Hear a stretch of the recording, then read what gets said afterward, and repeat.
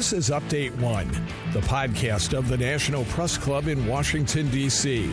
Update One provides a forum for listeners to learn about national and international stories, focusing on journalism and communication issues, news, and politics.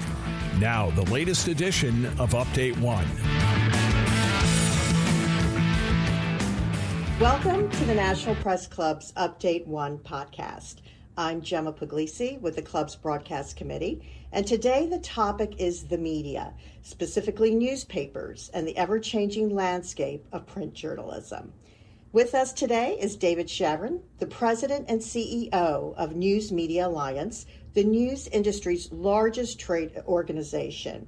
Before it was the NMA, the organization was the Newspaper Association of America. It represents 2,000 or so news publishers around the United States. This includes everything from the largest national outlets to the smallest community publishers. Says Shavrin, we really are the voice of the news industry. David Shavrin joined the Alliance in October 2015. He has been called an activist for the news industry and has built a career spanning 30 years in executive strategic and operational roles, most recently completing a decade-long tenure at the U.S. Chamber of Commerce. There he held many roles, including executive vice president and COO. He is a 1987 graduate of Villanova's University School of Law and received his MBA from Georgetown University. He holds a BA from the University of Pittsburgh, where he sits on the board of trustees. Welcome, David. Oh, great. Thank you very much for having me. It's thrilled to be here. Well, thank you for joining us. And obviously, before we chat about the industry, I first want you to share with me why the association started, the mission of the News Media Alliance. Many people would remember the Newspaper Association of America, whose history goes back 120 years or so. I came into the role again about a little over 5 years ago, and we really, the goal was to reorient the association to talk about the future of the news business, particularly local news, and to both embrace all the positives about the industry, and there are a lot, which I can talk about, but also really help it find a stable financial trajectory going into the future. So, that involved a lot of different rethinking about our programs, what we care about, what we fight about, but also things like our name and brand and focus.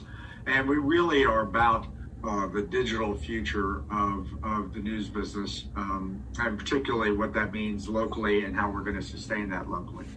Terrific. Thank you. I know that you mentioned, and I want to go back, of course, and you touched on this right now. So, of course, we know that many years ago, of course, when the internet kind of exploded, many papers were beginning to struggle, right? We saw a lot of that happening, especially in the 2000s and beyond, and we saw a lot of dailies and weeklies and many community papers having a very difficult time in closing. And so you have said, and you've mentioned it, that you are now focusing on the digital future of local news. And particularly you want to talk about in 2020, which was really a big year for journalism, especially, if you will, digital media. You said where in 2020, the industry had absolutely record historically high readership and also the worst economics in a generation. So 2020, of course, brought the pandemic, right? And it was also an election year. Share how we saw how local news and the industry really had a record year, if you will. Two things, there are a lot of things about how the internet has impacted the news media, but two key things to keep in mind is the advertising dollars moved from essentially reach strategies, reach the most number of people possible, to targeting strategies, getting to using data to target people. And that favors the companies with the most data, so Google, Facebook, and the rest. So a lot of advertising dollars moved to these new platforms, But also you had this, what I call nationalization of news attention, meaning somebody in Anchorage wanted to talk to somebody in Atlanta about what was happening. Right. And that tended to make the national focus be common. So, the national became much more prominent than, say, in our parents' generation in their news consumption. Interestingly, in 2020, what you saw was the telescope on that really spinning around 180. All of a sudden, what was happening in your community, where there were COVID cases, where is there testing, where do I get vaccines, what are the shelter-in-place orders, what's happening in racial justice in my community. Exactly, yeah. All were intensely important. All of a sudden people cared about what their mayor had to say about shelter-in-place. Well, a lot of people had no idea who their mayor was, right? Right. We'd already had record readership, but it really spiked up in 2020, and it accentuated this dichotomy we have, which is the industry as a whole does not have a demand problem. We have more readers than ever by a multiple.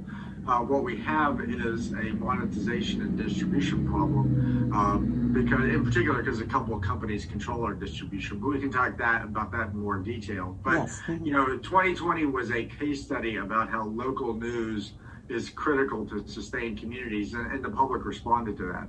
That's great. It's interesting that you're talking about the nationalization, if you will, of news, because I just saw an interview with Anderson Cooper and former President Obama, and he touched on that exactly, of how we saw more of a nationalization of a media, and it took away from the local communities who, the media and the news organizations always had like the local paper where people could, look at what's happening in their community and how important that was. And he touched on that. And I'm so glad you touched on the fact is that the pandemic brought so much. It brought such, tragedy and hardship. But at the same time, it united communities. And it did bring back, right, the what are the COVID cases in my community? Where do I go? Where do I go to get my my vaccine? So, yeah, we did see a shift, right? I do. Right? Absolutely. And, there are, again, I could talk about sort of nationalization of news attention for a while. One of the challenges is also, by the way, particularly national political stories tend to frame everything in highly partisan ways. Right. When a lot of what's happening in communities, local stuff, really isn't particularly partisan at all.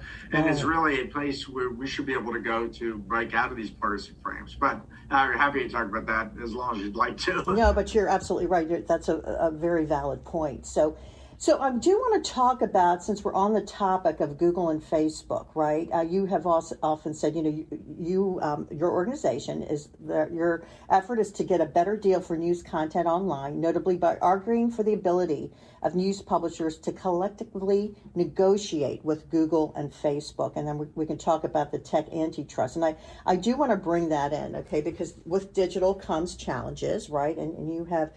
And the association is very vocal about this. I'm sure you read and saw that just this month in the Wall Street Journal, Sam Schechner wrote a piece, and it said, and it is Alphabet Inc.'s Google agreed to pay French regulators a fine of nearly $270 million, settling one of the first antitrust cases globally that alleged the tech company abused its leading role in the digital advertising sector. So let's talk a little bit about that. Again, if you look back at the traditional print model, the industry had the most direct relationship you could have with a customer. We manufactured a physical product and walked it up your driveway and handed it to you while you're in your bathroom, right? Right. There's actually relatively few industries that do that, right? If you buy tires, they're not rolling them up your driveway. But in the digital space, while the readership is off the charts, there are now particularly two companies that stand between us and our readers and really control everything about where our news gets distributed and how and whether it's seen. So our distribution has been disrupted. Mm-hmm. And there are analogies historically. 100 years ago, recording devices disrupted the sheet music business. Oh, sure. And music licensing was developed in response to that. And in the 1990s, you had cable companies take over the distribution of local broadcast, and you had the whole retransmission system developed from that.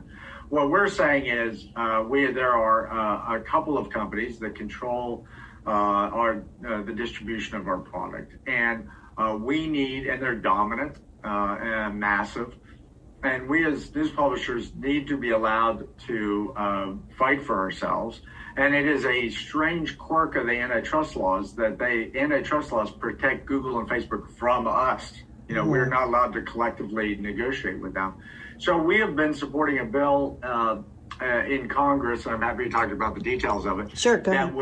That would allow news publishers to collectively negotiate and provide essentially a structured negotiation system, which has now similarly been developed in Australia and France and other places. Right. So we're hopeful to move that legislation this year, and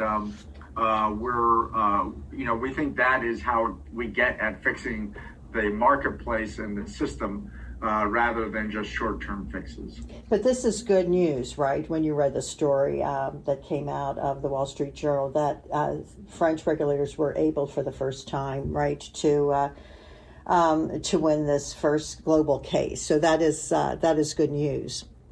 I'm sort of tagged as an opponent, and I am an opponent a lot of times. I kind of just look at them factually. They provide a lot of good value to people, but they also provide a huge amount of antitrust problems and market dominance issues, particularly in digital advertising, by the way. So there's a lot of antitrust cases that have been filed in the U.S. That have been filed in a lot of places. Certainly, there's a ton of activity of examination and suits in Europe. And we're going to have a different future for these companies in terms of their role in the marketplace. And that is an absolute good thing. But in that, we also need to make sure that news publishers are allowed to assert their value against dominant players in the marketplace. Right. I now want to talk about traditional newspapers, right? We talked about how everything's gone digital, and the major traditional papers, the top newspapers, are still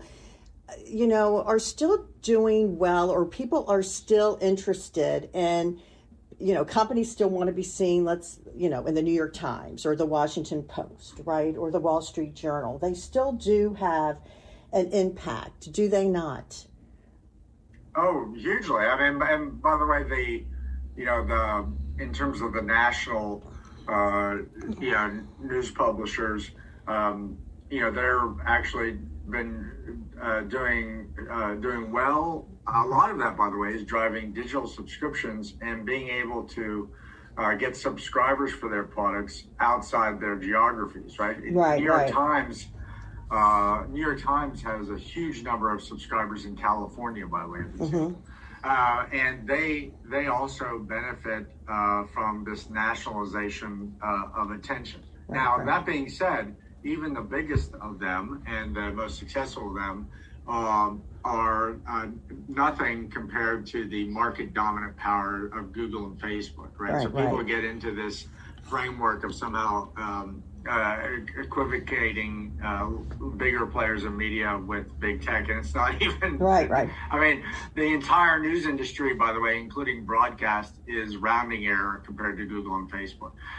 So yes, those you've had some titles that have been doing relatively better, but then the challenge we have locally is those places tend to be subscribed geographically, but also providing key value to sustain communities. And how do we get them to a better, more sustainable place? And I tell you one thing that indicates how the market is broken, rather than just blame the publisher, is there really haven't been successful, sustainable new entrants into the local news marketplace. You've had a lot of digital-only sites pop up, some of them quite interesting and innovative, but most of them are sustained through various means of philanthropic or other grants. Right. None of them they really haven't built a sustainable, continuing economic engine that drives their independence. So that tells you that the market for the content is broken, and that's what we have to address.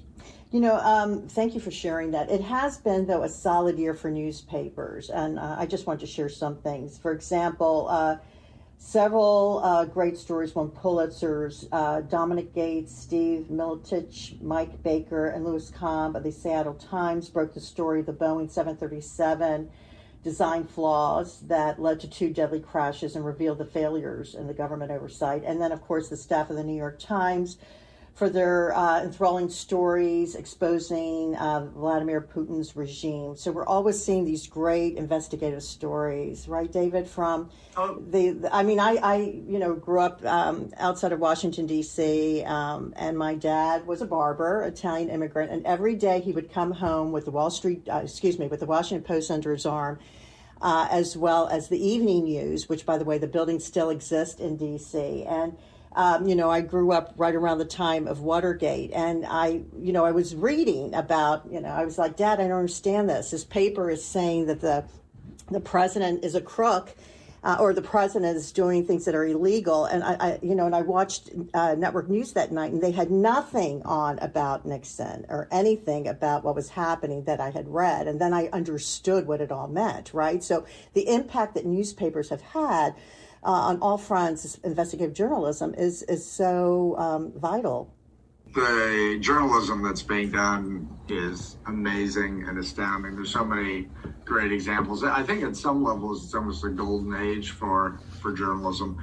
And also digital distribution allows you to reach more readers, people, more right? audience than you could ever have imagined.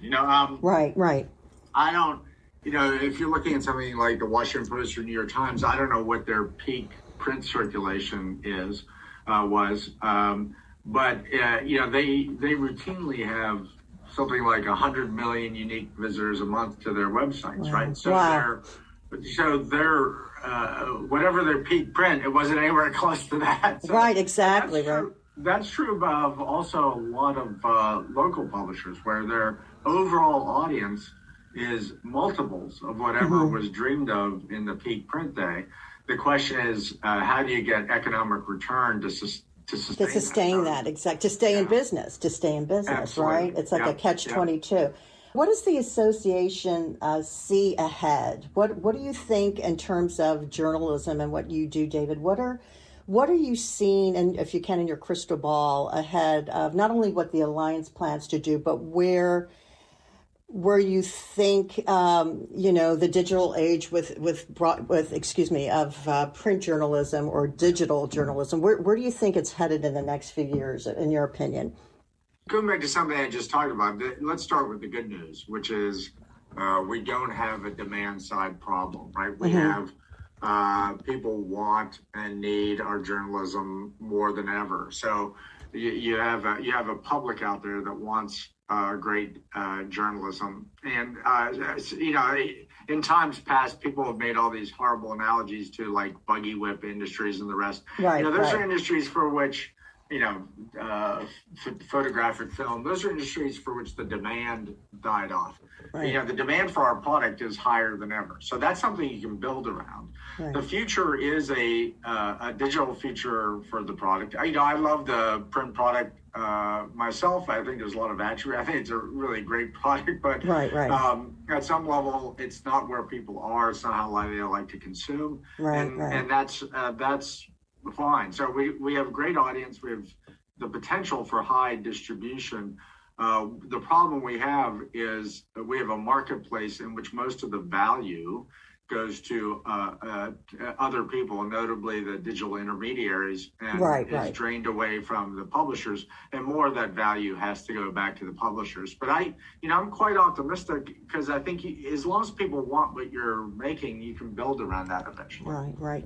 The news was our lifeline. I mean, people could not go anywhere during the pandemic, and they were following the pandemic and the election and reading everywhere they could what was happening and the value of it. So thank you, David. I really appreciate it. It's been so good to talk to you. Again, David Shavrin, the President and CEO of the News Media Alliance. And I want to thank you and your colleagues for the work that you all do each day, David. Thank you so much for having me, Jim. I really enjoyed it. Thank you. And my thanks to my colleagues, Mike Hempen and Mark Hambrick with the Broadcast Committee here at the National Press Club. For the Update One podcast, I'm Gemma Puglisi. Thank you for listening.